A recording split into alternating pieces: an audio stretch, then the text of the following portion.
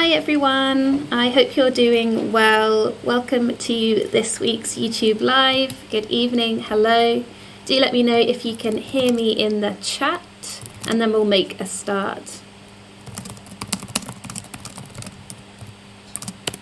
I hope you're all well and had a lovely week. Do let me know if you can hear me and we'll make a start on this week's theme of overcoming your fear of English. Hi Gwenelle, nice to see you. Can you hear me okay? Excellent, thank you Theza, and hello to you. Okay, excellent. So I'll do a quick introduction of this week. So if you're new to Cercle, if you don't know who we are a language company and we provide tailored courses in English as well as an online platform with plenty of digital exercises for you, 100% financed by CPF. We do a weekly YouTube Live, a free lesson for you. So if you're new today, I do hope that you enjoy this week's lesson. This week we're going to be beginning a new and exciting theme, overcoming your fear of English, which I'm sure many of you can relate to. This would be a series of 5, so this is number 1 in our series, and today we're going to be looking at how to overcome some of the biggest hurdles.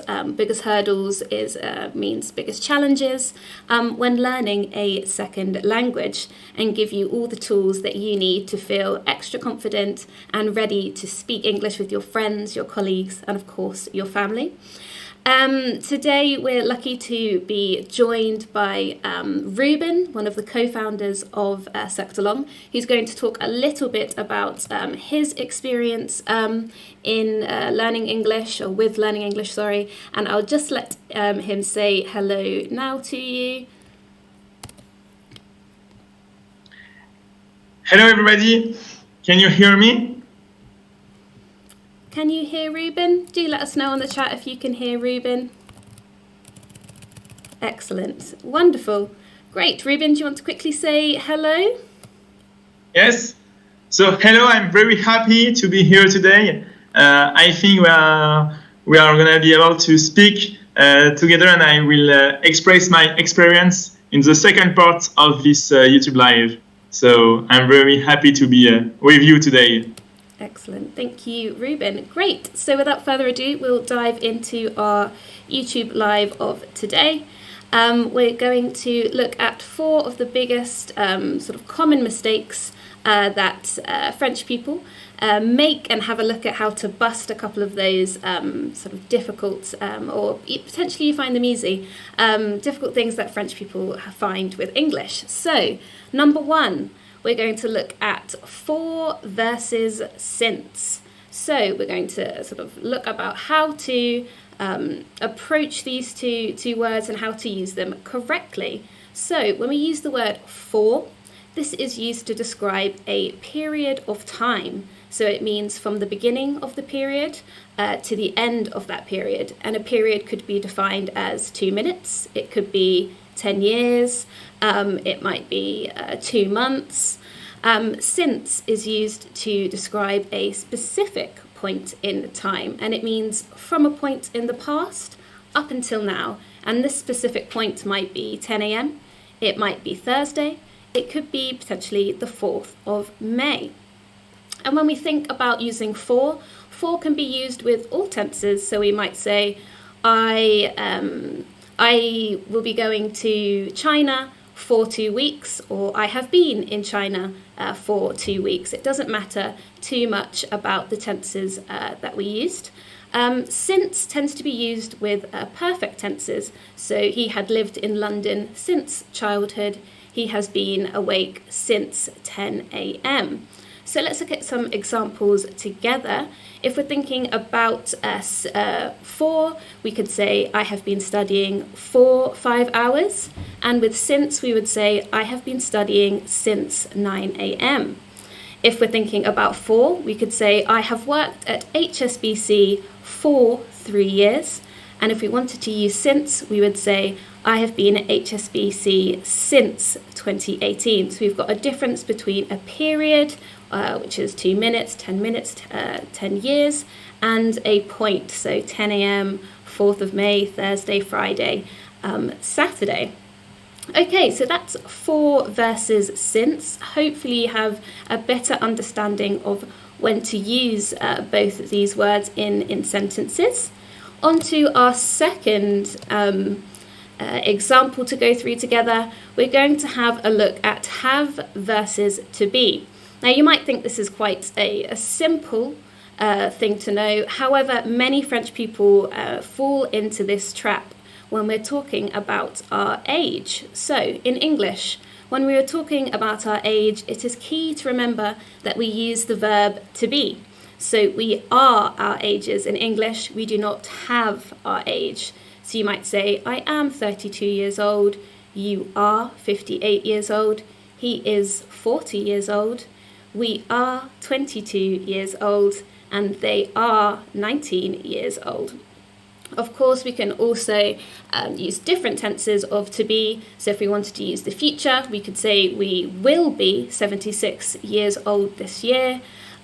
He was 34 years old when he had his first child. So it's just about remembering that we always have to use to be when we're thinking about our age in English. Wonderful. So going on to our third big challenge that you might find in when speaking English is the simple past versus the present perfect. So I've got a little table for you here, which I hope will clear these two tenses up for you a little bit. So the simple past is a finished action that has no consequence on the present. So you might say, I knew Paul for 2 years, which indicates that you no longer know Paul and the action is finished. If we look at the present perfect, that's an unfinished action that started in the past and continues in the present or has a link to the present. So you would say, I have known Paul for 2 years, which then indicates that you still know Paul to this day. So you see the subtle difference between the two tenses. I knew Paul, that event is finished, you no longer know Paul, versus I have known Paul, meaning that you still know him today. Also, when it comes to the past simple, we use it to talk about a finished life experience if someone has died. So you might say he went to Peru twice if we're talking about someone that did something in their lifetime, however, they are no longer around. However, if we're talking about a finished life experience and this person is still alive, we would say, I have been to Peru twice, or have you ever been to Mexico? Yes, I have been to Mexico once in my life. When we think about experiences in general places we have been, it is much more preferable to use the present perfect. Again, back to the past simple, it's a finished action with no consequence on the present. So, for example, I ate an apple yesterday. The action is now finished. The fact that you ate an apple yesterday has absolutely no link or consequence on your day-to-day. It's a finished action. An unfinished action is when we think about the present perfect, and that has a consequence or a link to the present. So, for example, Lily has lost my dance shoes, so I'm going to be late. Or I have lost my keys, so I can't get into my house. Even though the event is in the past and we've used a past tense, this past event is still impacting us right now. The fact that I've lost my dance shoes and the fact that I've lost my keys has impacted me being late and has also meant that I can't get into my house. So it's this idea of having an impact on the present. When we think about the past simple, we tend to use a time expression. And by time expressions, I mean yesterday, last week, last month. So yesterday, I went to the shops. Last week, I visited my grandmother. Last month, I went to New Zealand. It's something that's finished, and we've got a time marker or time expression which tells us exactly when that happened. When we think about the present perfect, on the other hand, there doesn't tend to be a sort of time expression attached. We don't actually mind when it happened. We know that it happened in the past. However, we don't necessarily have to say at which specific point that happened. So that's a bit about the past simple versus the present perfect. I hope that's helped you out a little bit to know the subtle differences between I ate and I have eaten. That I just see that Cezek has said that he has read this lesson and it's clear now. I'm glad it's clear for you. It's definitely a tough tense to get your head around, but as long as you keep in mind that we've got past simple is a finished action, no consequences on today, versus present perfect, unfinished action, still impacting or having a consequence on today, I'm sure you'll find the tense a lot easier to use and start to use it correctly, which is of course the main thing when speaking English, is to use it to the best of our ability. Okay, we're going to move on and look at a common false friend that I've heard a few of my students say in our cours collectif. We've got a difference between actuellement in French versus actually. Now, in French, you obviously know actuellement means now or at present. But in English, actually does not mean that at all. Actually means en fait, en réalité, similar to, in fact, or really, and it's used to mark emphasis or to mark a sense of surprise. So it's a really good thing to keep in mind that if we're talking about something that is happening and we're doing actuellement, we need to use the word currently or at the moment. So you might say, I currently live in Paris, or at the moment I am at work. And that basically means that you're currently doing this idea of actuellement. If we're talking about actually, it's to use, as I said, to mark this idea of surprise or to mark a sense of emphasis. So if someone said, have you ever visited Paris? You might say, actually, I've never visited Paris. You're sort of emphasizing the fact that you have never been. So do be careful with those little false friends there.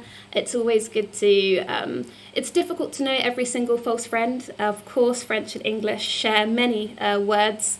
However, looking at a couple of false friends every day and getting your head around when you say them in French and when you say them in English will get you well on your way to sounding like a native speaker. Excellent. So I'll go on to our last common problem or not a common problem, a little thing to watch out for. Another false friend here. We've got quite a funny one. Remember that in French you have avocat, which means the vegetable, or it might actually be a fruit. I'm not sure why I've written vegetable. The vegetable or fruit, yet to be decided, and the profession. So if you need a lawyer, you would ask for an avocat, and if you were hungry, you might eat an avocat.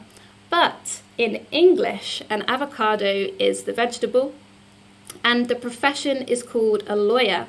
So if you require a lawyer or sort of an advice from a lawyer, make sure in English you don't ask for an avocado, because that is not the same thing. So I'll write that down for you in the chat so you can see it. A lawyer, and then an avocado is the vegetable. An avocado is the vegetable. So do be careful with that little false friend there. Okay, great. We'll go on to part 2 of our YouTube Live. We're going to talk to Reuben about his experience learning English. Reuben's been learning English for a few years now and has found it difficult in the past and has started to overcome his fear of English. If you have any questions for Reuben about his experience learning English, now is the time to write it in the chat, and I'll of course include your questions whilst I interview him as well. So if you have any questions for Reuben about being motivated in English or how he learnt English, please do write that in the chat. So I'd like to welcome Reuben now back to our YouTube Live and talk a bit about Reuben's experience learning English. So Reuben, could you tell us about your experience with English? Could you do a little summary of it for our viewers this evening? Yes, hello everybody. So, as Lily said, I had a quite difficult experience with English. When I was at school, I was the one who preferred to work on mathematics or physics rather than English. So I was a pretty bad student in English. And when I arrived in engineering school, I had to take a test. It was a TOEFL, I think, in order to graduate. So I tried the first year and I failed. I tried then the second year, I failed again. And I tried the last year, and finally I succeed I succeed for the test. So I passed the test, and that was like my really first success in English. Okay.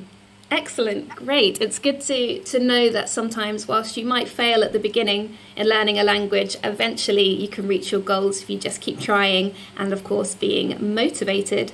Okay, that's great. Yeah, exactly. That's exactly it. And can you tell me or tell us about your biggest challenge when learning English? I think my biggest challenge when I want to speak English is to be able to find the exact terms that I want to express. Because at the beginning, when I used to speak English, I thought in French, and then I tried to translate, and sometimes it was really difficult to find a good way to say what I want to say. Mm-hmm. Absolutely, yeah. I completely relate. It's difficult for me, even when I'm speaking French, to sometimes find the exact words we're looking for, the best way to say something in English. That's definitely a challenge. That's not so easy. Yes, I'm sure it's a challenge that many of our students find at Cercle indeed. Okay, and on a positive note, what top tips do you have for our students when learning English? Yeah, I think the first tips that I use now is not to try to say the exact terms that I want to say when I speak English, but find a different way to say it. Find maybe an easy way to say it with easy words. And I do it now because when I am in Cercle des Langues, I hear my colleagues speaking English all the time. And even people who are very used to speak English, who speak English all the time, who have like a C1 level in English, sometimes they don't know the terms. They don't know some terms in French. They cannot translate some terms. So they just do the same things. They find another way to speak English. So I think this is my first tips that I can give to you, is try to find an easy way to say things in English. And if I have another tips that I can give you is to find a way to speak English or to hear English every day. What I do now is I hear music in English, and I also watch series in English with English subtitles. So, for example, currently I watch This Is Us, which is a very easy American series, which is available on Amazon Prime. So if you have Amazon Prime, you can go and watch this series because it's a very easy series to understand, and it's in English with English subtitles, so you can hear English, and it's also a very good TV series.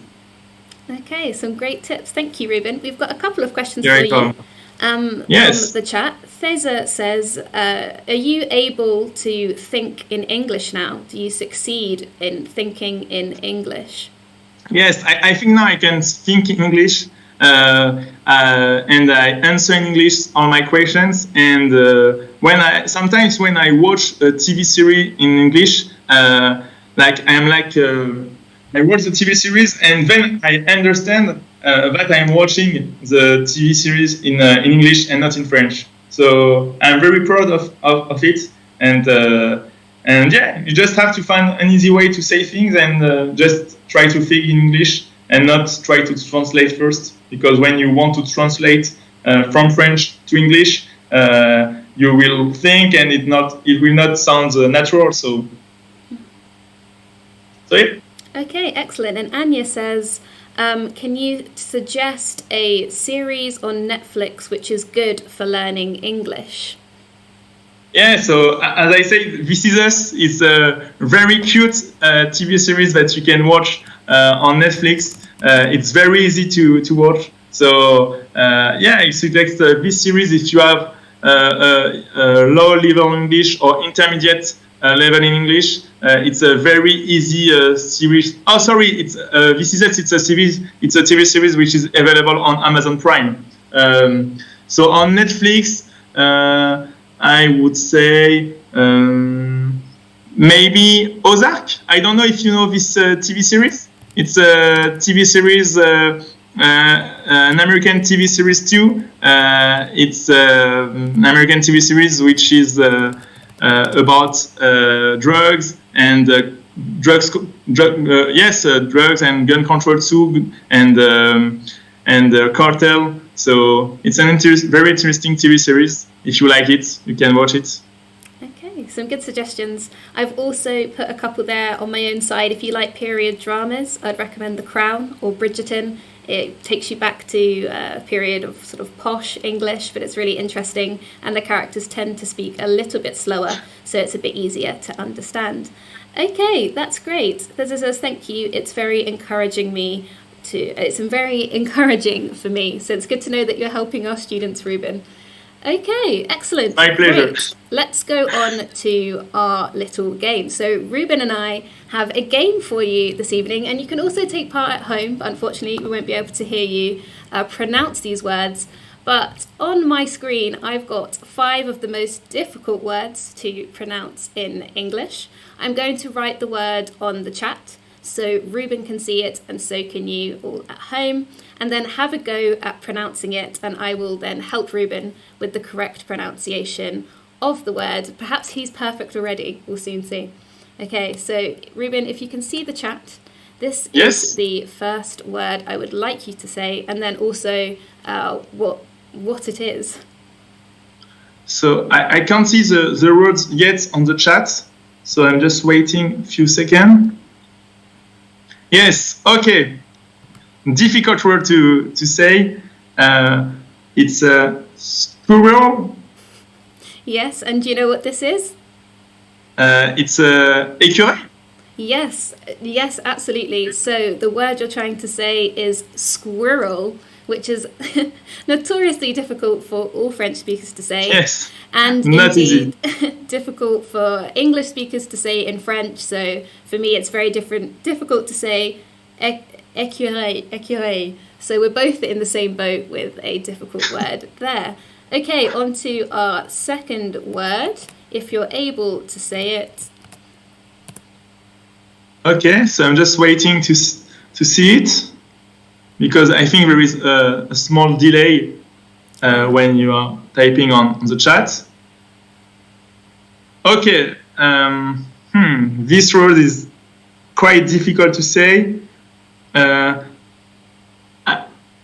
will try. It's thoroughly. Ooh, very close. Thoroughly. Thoroughly. Excellent, really good. Okay, so the stress is on the first. It's on the beginning of the word. Yes, it's a th sound. Thoroughly. Excellent. Yes. And we might say, for an example, I washed my hands thoroughly. It's doing something and taking extreme care in doing so. And if you're doing a task, it means doing it to 100%. So finishing the dishes thoroughly, washing your hands thoroughly. It's finishing a task 100%. Okay, excellent. So our next word is, I'll put it on the chat. Apologies for the slight delay. Just waiting a couple of seconds in order to see the word.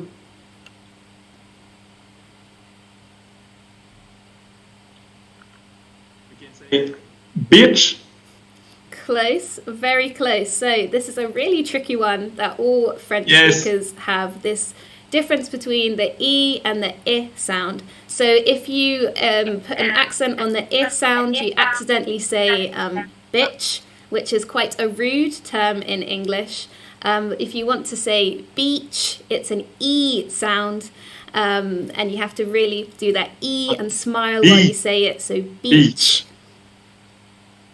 Perfect. Excellent. I wonder if you at home have managed to say that word without saying a rude word in English by accident. So for an example, you might say, I sunbathed on the beach.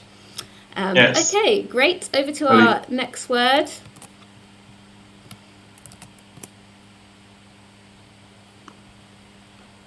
There's two words here. I wonder if you're able to pronounce the difference So between I'm waiting. them both.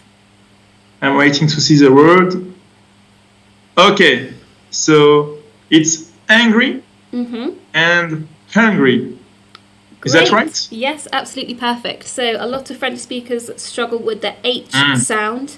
If we're feeling angry, that's an emotion. If something's really annoyed us, we're angry. And if we're hungry, that means we want dinner, we want lunch, we want breakfast, we want something to eat.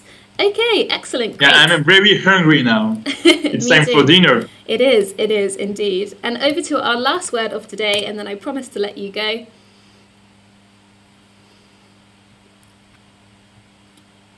If at home you're able to say this word, I'll be very impressed. Which one? Oh, it's hierarchy. Ooh, very, very close. The word you're trying to pronounce is hierarchy.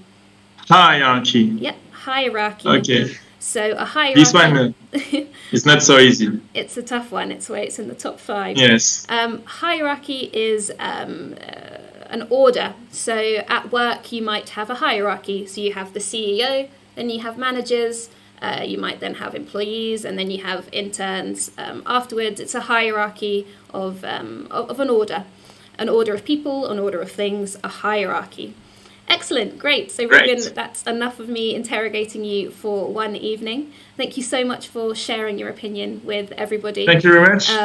About your experience of English and, of course, our little pronunciation game as well. And I look forward to having you back on a YouTube Live very soon. Yes, I will be here very soon. Thank you very much, everybody. Thanks. See you. Okay, and we'll go on to the last part of our YouTube Live together, which is a small recap of everything that we have learned so far. So I've got some exercises for you all in the last 2 minutes. So on the chat, if you're able to fill the gap with for or since in these expressions. So I have lived in London, blank 3 years. I have been, I've accidentally given you the answer, apologies. If you're able to fill in the top one, I have lived in London, blank 3 years.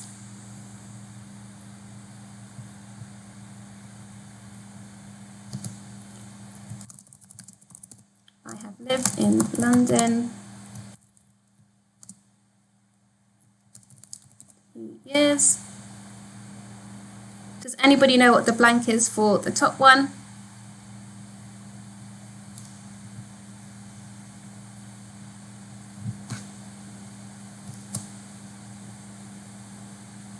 Anybody know?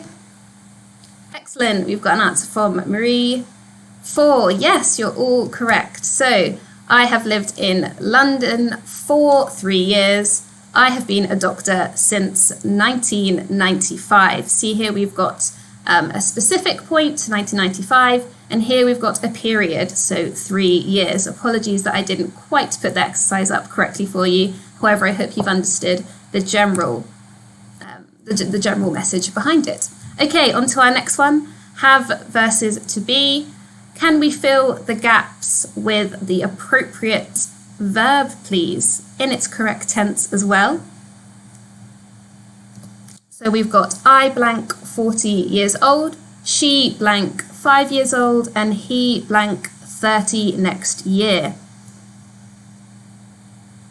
Has anybody got any ideas?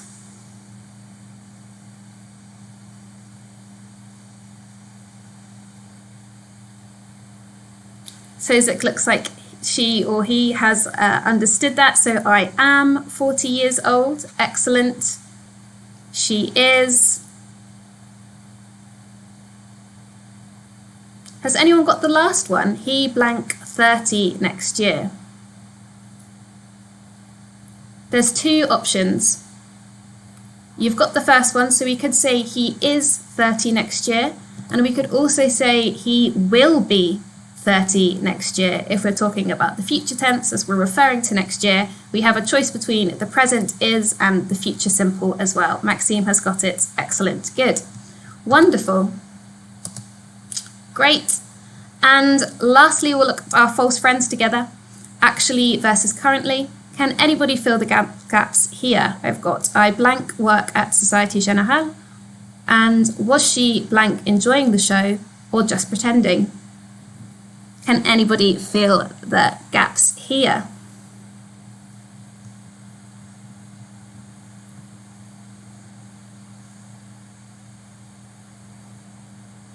Anybody know what I could put in these blanks? Excellent. Marie has got the first one. I currently work at Société Générale. Excellent. And what would we put for the second? And Feza has got the second. Careful with your spelling of actually. It's got a T. Actually. Wonderful. Good answers from everybody. Good, good, good. And the reason we do this actually is a word which is used to give emphasis. So was she actually enjoying the show or just pretending? And currently is talking about something we're doing right now. So I currently work at Société Générale, which of course you know I don't. I work at Cercle. But just for your reference. Okay, great. That brings us to the end of this week's YouTube Live. I hope it was useful for you and that you feel more motivated to carry on learning English and enjoying English. Above all, we really want you to find a passion with the language and enjoy it as much as you can. We'll be doing a YouTube Live every week as normal. Feel free to share it with your friends, with your family, with your colleagues. It's always free, and we love to have new faces here to join in as well. And if you haven't already, please do like and subscribe. Next week, we'll be continuing with our theme of overcoming your fear of English, talking about some more common mistakes and things that we can improve when speaking English to help you feel confident with your English. Thank you so much for coming, guys. It was lovely to talk to you all, and I wish you all a lovely rest of the week ahead. Thank you.